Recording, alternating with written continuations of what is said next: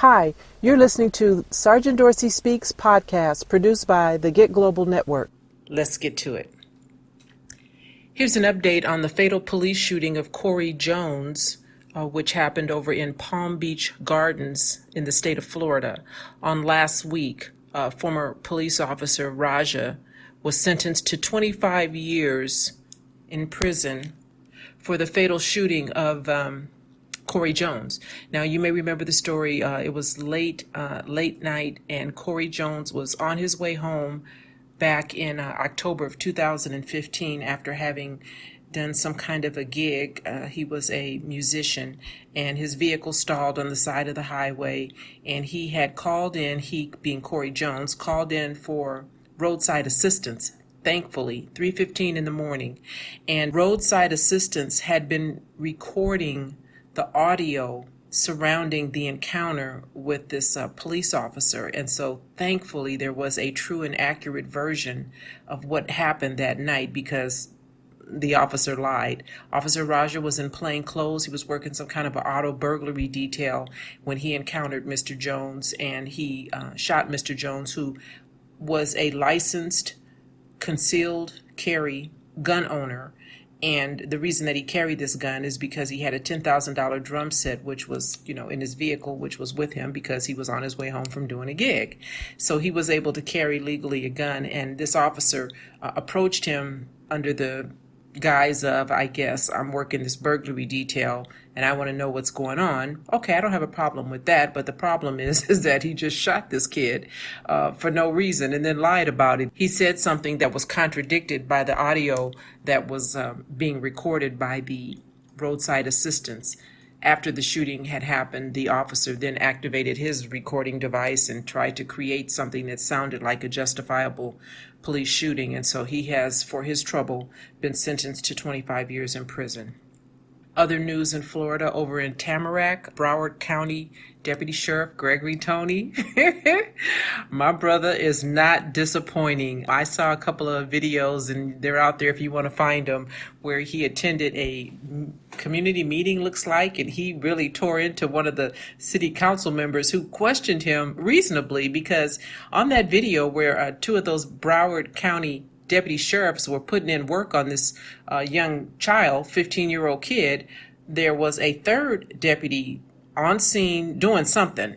And the third deputy doesn't seem to be under any kind of internal investigation. And so the city councilman rightfully asked, what's up with that? Because listen, if you're on scene and police misconduct is occurring in your presence, you have an obligation, an affirmative responsibility to get involved. Otherwise, you are guilty of acquiescing, which is police misconduct. And so the deputy sheriff, who was not named in the other two who are currently suspended, city council said, why not? And Sheriff Gregory Toney got all caught up in his feelings and told him, you don't know what I know, and you haven't done what I've done, and you don't wear the uniform, and you don't get to ask me any questions. You are out of order, sir. Something like that, which is, nonsense, because, the city council has a right, I'm assuming, because he's asking the questions. He brought his little ass in before them. They have a right to know what's going on. So Sheriff Gregory Toney wasn't really too happy about that. And that's not the only thing that makes Sheriff Gregory Toney unhappy these days, because it's also reported that he's upset with the state attorney who decided to drop charges against the teen.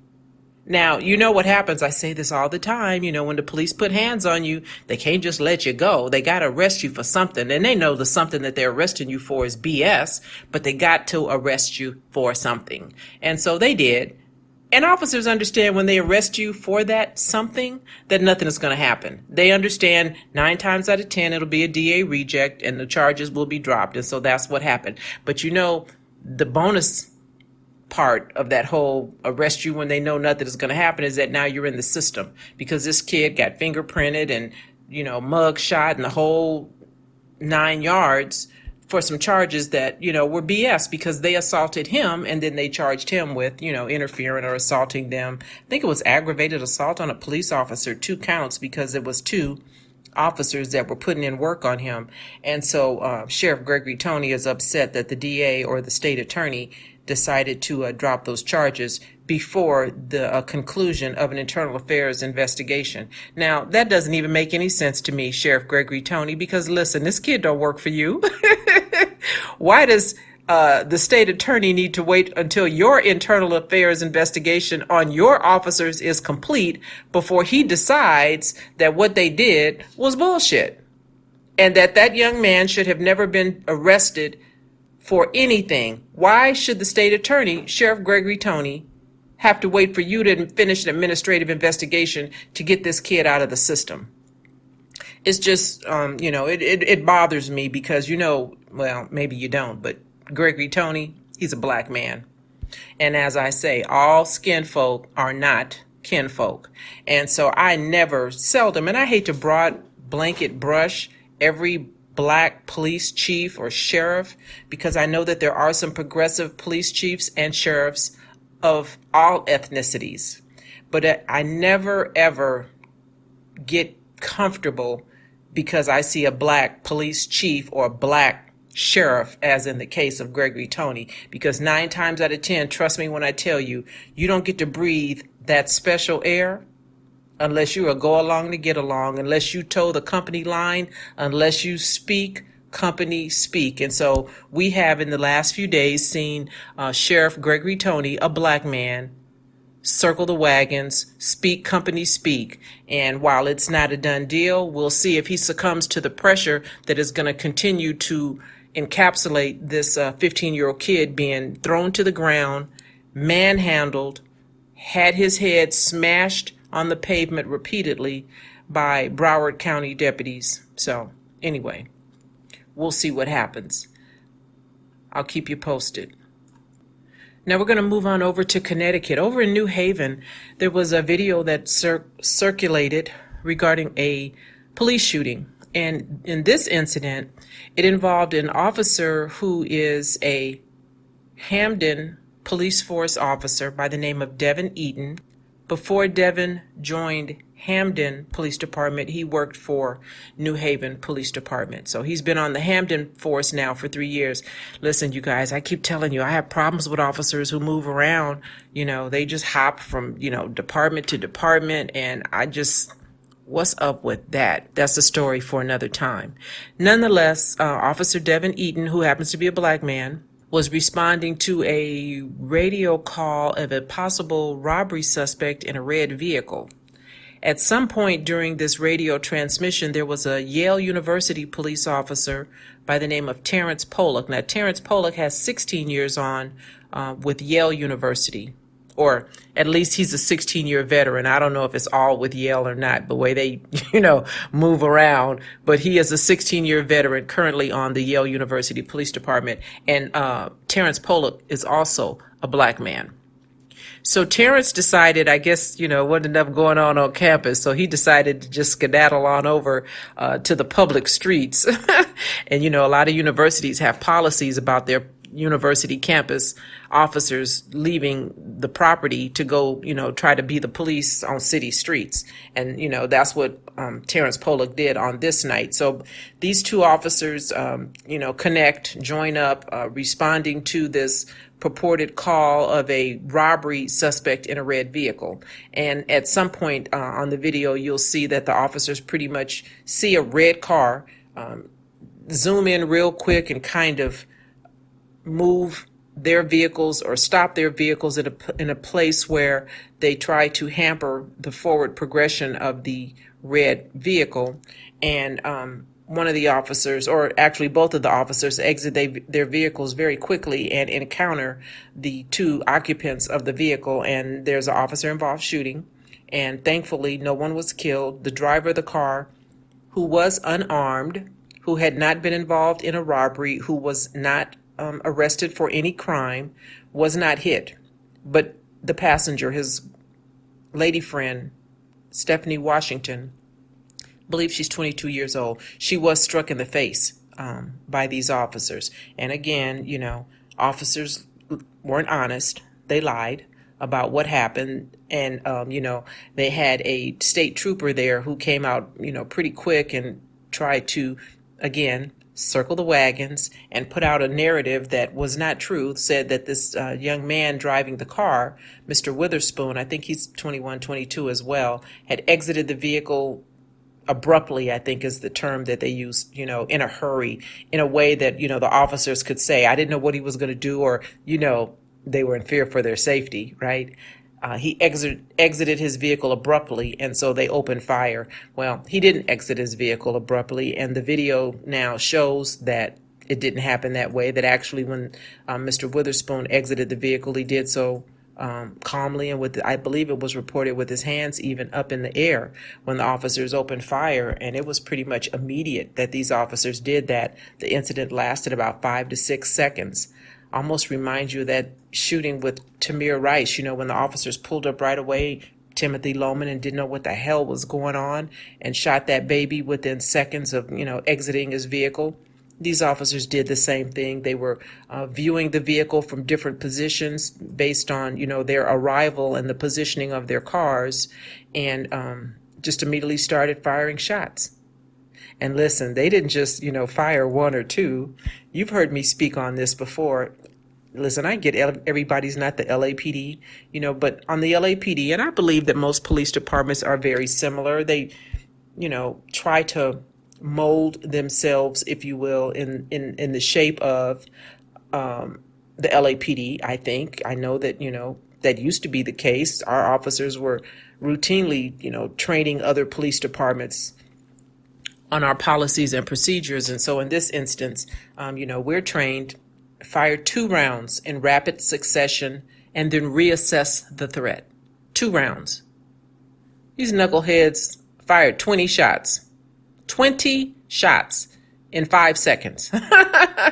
So, when I listen to this, it sounds again like that whole situation with Stephon Clark, contagious gunfire. One officer starts shooting and the other officer is like, oh, shoot, I don't know what's going on. And so, damn it, he's shooting, I'm shooting, everybody's shooting. And then they just shoot till they have doggone barrel meltdown. And again, police officers are not trained and taught to do that. You don't, just because you have a gun that has a ammo magazine in it with a capacity to hold 15 rounds doesn't mean you fire 15 rounds. You need to know what the heck you're shooting at, and you doggone better know why you're shooting. 2 shots, rapid succession, and then reassess if there's a need for more shots. But they didn't. And you know why they didn't, because, they probably had already formulated after the shooting, because they had that, sphincter muscle situation that happens. And now they got to come up with a story to justify this thing that should have never happened. And so they did, and they told it to State Trooper over there, Jose Dorelus, Dorelus, another black man. I love it how they find all these black folks to come out when, one of us is shot and killed, to try to placate the community and make us feel like we can trust them because they look like us. So this State Trooper, Jose, Josue, Joshua, I don't know how he pronounces it, Dorelius, had a news conference, and he said that, like I said, the guy jumped out of the car in an abrupt manner. We know that was a lie. We know that, they were just trying to have their one version. Had they been successful in killing the 2 people in the car, they would have had their one version that would have stood, because great deference is given to police officers. I talked about this when I was interviewed on Now This News, and I said, that's what police officers do. If I kill you, there's only one version, and it's the version that I tell. And great deference is given to authority. So, again, thankfully, thank you, Jesus, we had video camera. We had video cameras that in spite of the officers, because they didn't turn them on right away, but guess what? Because my God is amazing, and evidently theirs is too. Theirs being the occupants of that red vehicle, there is a default function on the officers' body cameras that captured the incident anyway. It turned the camera on when the officers weren't trying to have the camera come on, and it captured exactly what happened. And so you understand there will be a civil suit down the road, and somebody's going to get some money. Thankfully, they will be the beneficiary of it instead of their family. They'll get the benefit of getting some kind of a settlement from the city. probably from both of these departments, Yale University Police Department and New Haven or Hamden Police Department. So officers learn that, lying sometimes works. Not so much in the case of Corey Jones, he tried it, but officers, they watch the news and they see videos and they see, what their police chiefs and what their sheriffs are willing to come out and say on their behalf. And I believe that they are being, if not purposefully taught to lie, on a subconscious level, they're being taught to lie. We saw the exact same thing happen in the case of Sam DuBose. Former officer Ray Tenzing, who left Campus University, came out on the street, saw Sam DuBose. I believe he said he was driving a car with no plates or something, and stopped him and, created a situation where he lied and said that Sam was dragging him down the street, and that's why he fired rounds into the car, shooting and killing him. And so, unless and until police departments and ultimately community, those who hear me, those of you who listen to me, unless and until you start holding your police chiefs and sheriffs accountable, and the mayors who hire them, or those of you who elect them, unless until you start holding them accountable for these kinds of activities, these kinds of things are going to continue to happen. And so I would imagine if there isn't protocol now over there at Yale University about their campus police leaving the campus, they're going to get some policy going forward. You can believe that. And so for the rest of you universities that have campus police, why don't you guys just go ahead and get ahead of the curve? Police like to be proactive anyway, right? Why don't you just tell your campus police to stay on campus and let the real police, not to be offensive, but let the street officers handle the streets and you guys handle your campus. Things might end up a little bit differently if you don't have this cross-agency contamination thing that goes on when you have university police coming out and joining street police. I saw a very interesting article. It is very long and involved, and so I'm going to try to give you the Reader's Digest version. It was an article in USA Today, and it was dated April the 24th. And it talks about police officers who commit misconduct and get to keep their badges. And listen, they don't just get to keep their badges, they get the homie hookup. They become police chiefs around the nation. USA Today did an investigative study, and they were able to find that officers who had been engaged in misconduct that would normally be a terminable offense, particularly as a rookie, because you're not vested and you are pretty much an at-will employee until you get off probation. But officers, who would otherwise be disqualified if they had done this very same thing as a rookie, but now they're doing it as a, tenured, vested officer, go on to get promoted to the top jobs on other police departments, law enforcement agencies throughout the U.S. And so if police departments and the officers that they employ who have now come under intense public scrutiny for being involved in police misconduct doesn't seem to be deterred by the fact that, it's not the right thing to do because there's no consequence.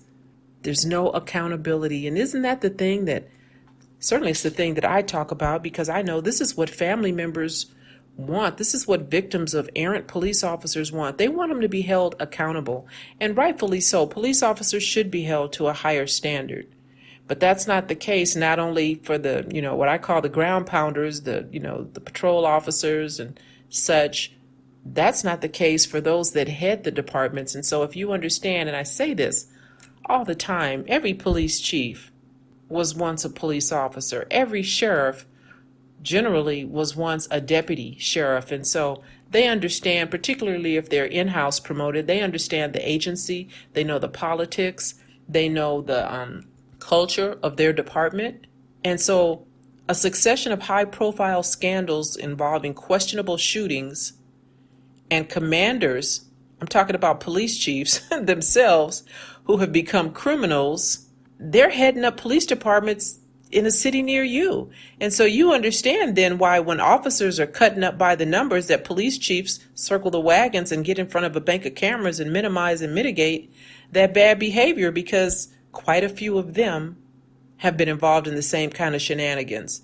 So again, according to USA Today, misconduct records from hundreds of police departments and state licensing boards in nearly every state has shed light on the profession, and it has amassed one of the largest stores of information on police wrongdoing. Now, police chiefs, are held, in high regard. Again, great deference is given to something that a police chief says.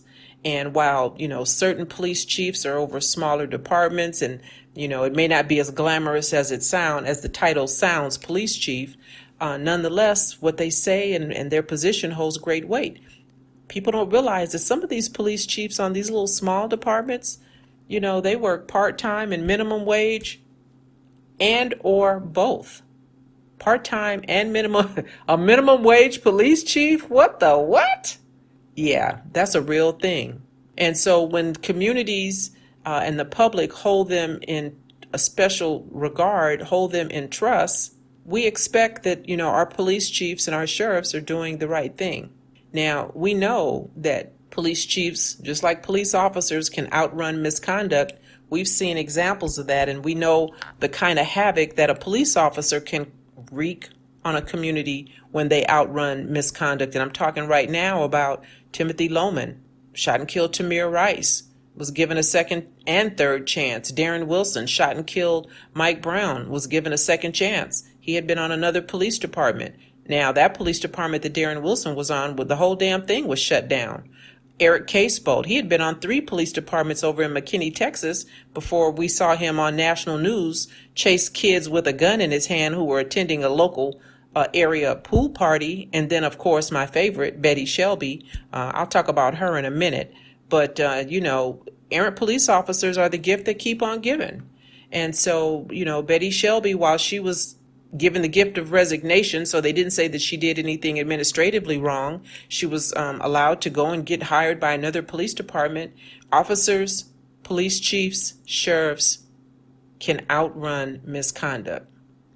USA Today has identified 32 different people who have become police chiefs or sheriffs despite the fact that they were found to have engaged in serious misconduct, typically on another department, right? Because they got that gift of resignation. So they just resigned and then they went on somewhere else. And, not much attention was paid to the serious misconduct that USA Today has found that 32 police chiefs or sheriffs have been engaged in. And 8 of those 32 were actually guilty of a crime.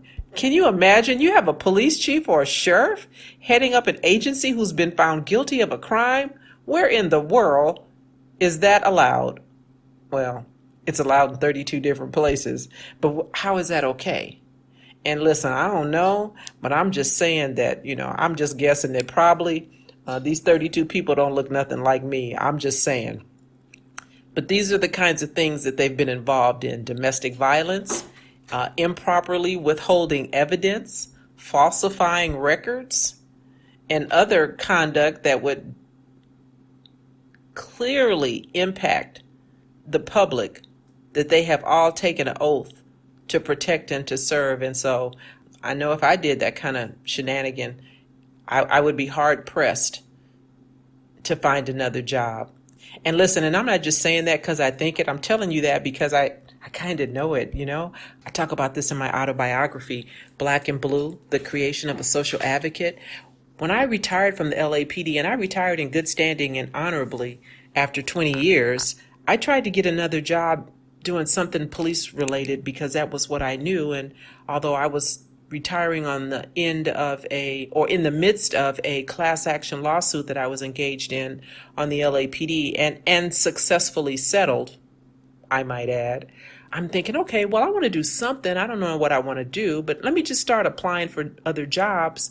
And I was applying for places here in Southern California, and I won't name them, but for dispatcher, right? Because I've been on the other side of the radio. So I applied to be a dispatcher for a couple of different agencies. I even applied with, well, I won't say with who, but for a detention officer position.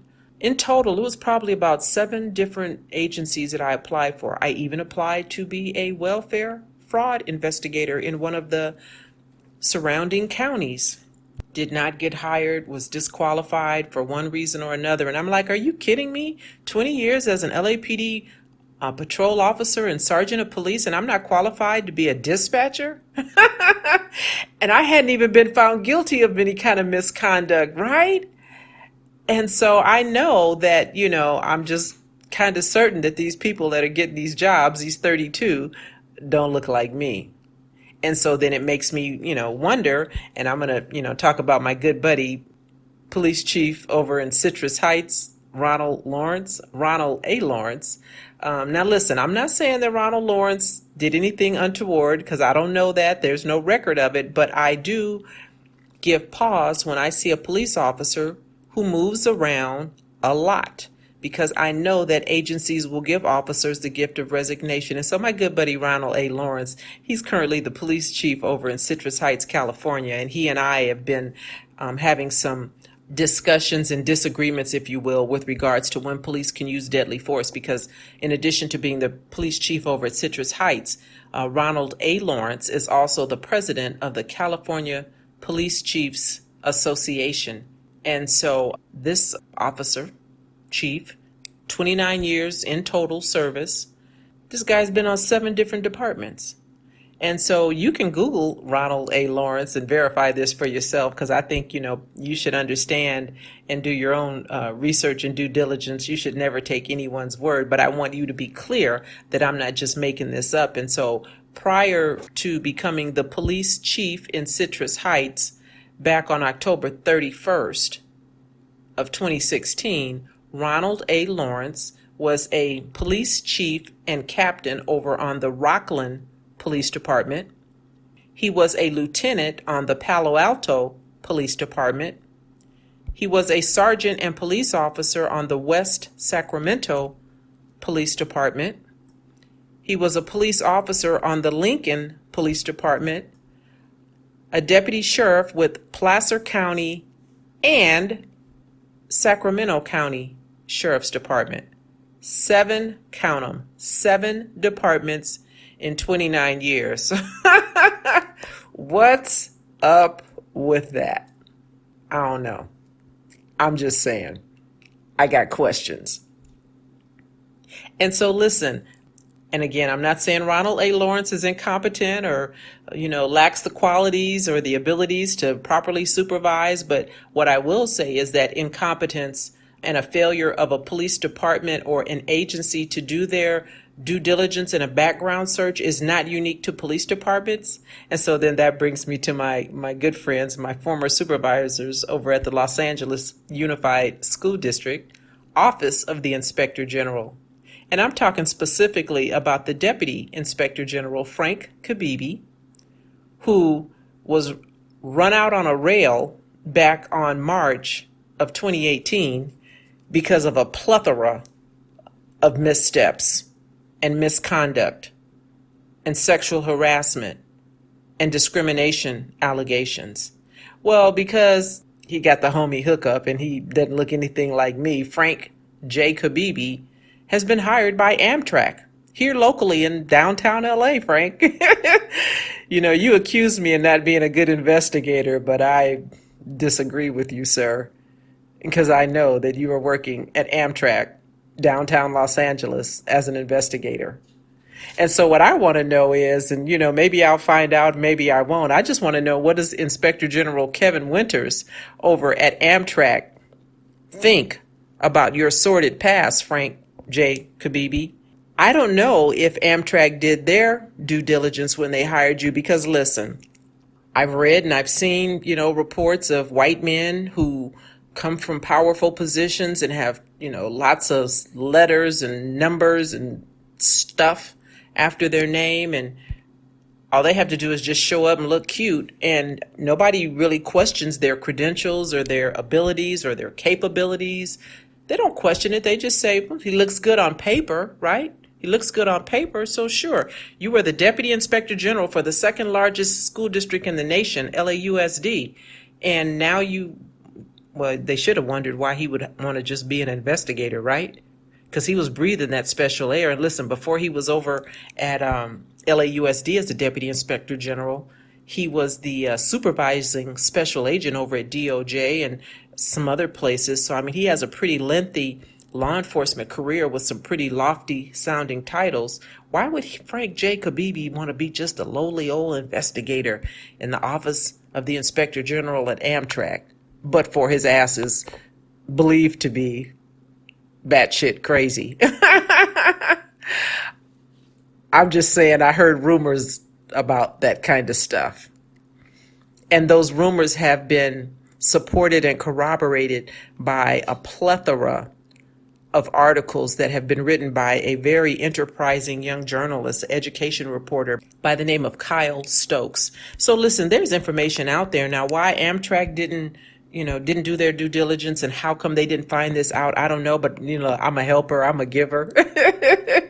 And so I'm here to make sure that Amtrak is able to understand who Frank J. Cabibi is, because there are articles that are written by Kyle Stokes that speak specifically to the reason why he was forced out, resigned in lieu of termination back on March 9th, 2018, because there were problems with not only his leadership, but in the manner in which he supervised and oversaw cases that were being investigated by our office, the Office of the Inspector General at LAUSD, as the Deputy Inspector General over the investigations unit. There were problems with not only his personnel, his subordinates, but also with the manner in which cases were being handled. And so if he can't supervise and manage the cases, then you understand that as an investigator, he's probably not going to be able to manage cases. But nonetheless, that's a question for Amtrak Inspector General Kevin Winters to answer. And while Frank J. Cabibi was allowed to live again, so was the Inspector General, his boss, Kenneth Bramlett. In January of this year, 2019, Kenneth Bramlett also got the homie hookup, because Kenneth Bramlett looks nothing like me. And because Kenneth Bramlett evidently looked good on paper, and it's reported in the Albuquerque Journal, if you care to Google it and see, that he touted his credentials during a city council meeting where he, told everybody how amazing he was and talked about the investigations and the audits that he had been involved in and how he had returned millions of dollars back when he was the IG at LA and also in Georgia, where he came from before he was hired as the Inspector General at the LAUSD. And so, he looked good on paper, and I guess they figured, well, that was good enough. Good white man said it. That's all we need.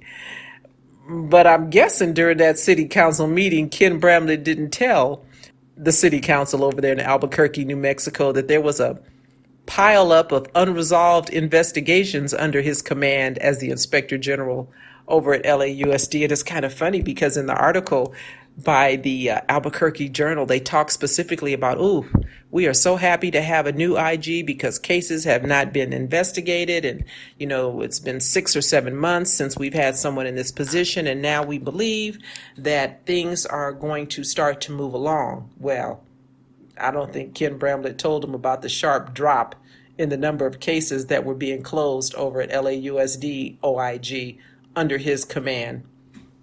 And I don't think Ken Bramlett told him about the allegations from at least 4 employees regarding a hostile working environment over at the LAUSD under his command. So, I'm wondering if the city council over there in Albuquerque, New Mexico, or the mayor or whoever else is responsible for his hire has a concern now, because this guy is a liability. And so if you didn't know, now you know.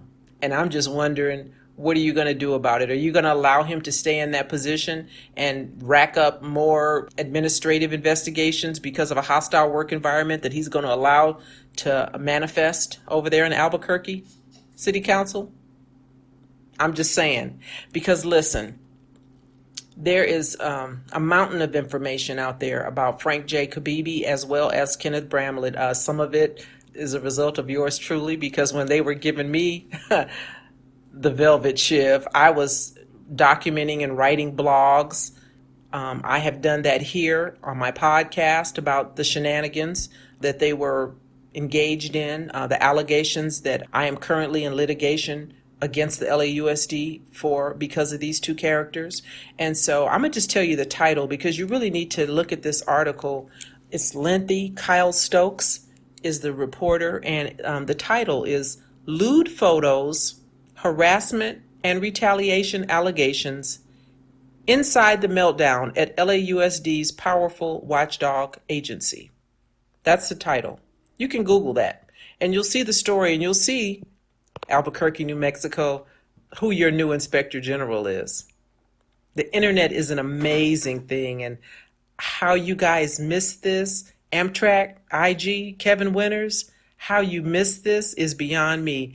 But Kyle Stokes did his job, and he laid it out for you. And there are other people within the OIG's office who have filed complaints, made allegations of inappropriate and untoward behavior by these two characters after me, right? Because had Michelle King and Ramon Cortinas and Steve Zimmer, the president of the Board of Education, and the beloved Dr. George McKenna over there on the Board of Education, and every other board member who I contacted personally, in writing, met with, emailed about what Frank J. Cabibi and Kenneth Bramlett had been doing to me in terms of discrimination, harassment, and then retaliation when I went to Ramon Cortinas and Michelle King when she was the deputy superintendent. Had you guys done your job then, you wouldn't have these new 4 additional complaints because of Frank J. Cabibi and Kenneth Bramlett, but nonetheless you do.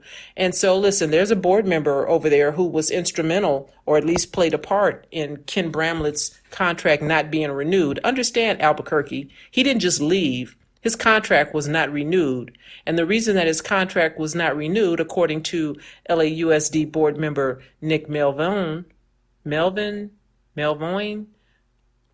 I will murder a name, forgive me, Melvoin, first name is Nick.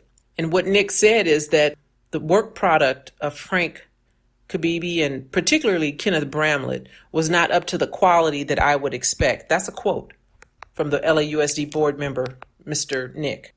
And he said Bramlett's ability to manage the office's culture and caseload played a role in his decision, the decision being not to renew Bramlett's contract. And Melvin said he wanted to know, who's watching the watchdogs?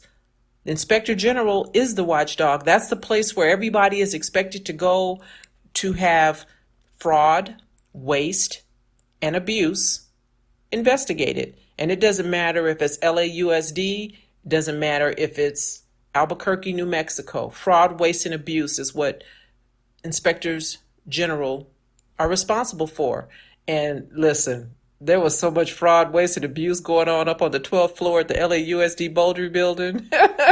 Then a little bit, trust me when I tell you. And so I had this same question. Who watches the watchdog between 2015 and 2016? I asked that question of then Superintendent Ramon Cortinas, Deputy Superintendent Michelle King. And I asked that question of Michelle King again when she became the superintendent. And I asked that question of a number of other entities and agencies with whom I thought may watch the watchdog. I contacted everybody that I could think of, from the State Attorney General at the time, Kamala Harris, to the State Superintendent Torlakson, to County Board Supervisor Antonovich. I mean, I was writing letters and calling everybody, and that's why ultimately they sent my ass home and told me, just go home and sit still. Don't call nobody. Don't come back here. We're going to continue to pay you, but we need you to just stay home, because they were trying to shut me up. And they couldn't then, and they can't now. And that's why I'm using my platform to talk about things that most people don't get a chance to talk about. Most people don't get a chance to fight for. During this whole, are we going to renew Ken Bramlett's situation or not, there was a member who was a potential candidate for the school board. And this person is quoted in the article by Kyle Stokes as saying that she was very disappointed to see that the person appointed to fight waste and mismanagement at LAUSD isn't showing up in the same way or barely at all. And she said that closing less than 5% of internal investigations is unacceptable. That's what was going on under the supervision of then Inspector General Kenneth Bramlett. Also in this article by Kyle Stokes, he documents and talks about these 4 formal complaints that have been filed against Frank Cabibi and Ken Bramlett, along with other government records that he was able to get his hands on that describe allegations and include contemporaneous notes and memos that were written and submitted to higher authorities at the school district, because much like the police department, LAUSD will circle the wagons.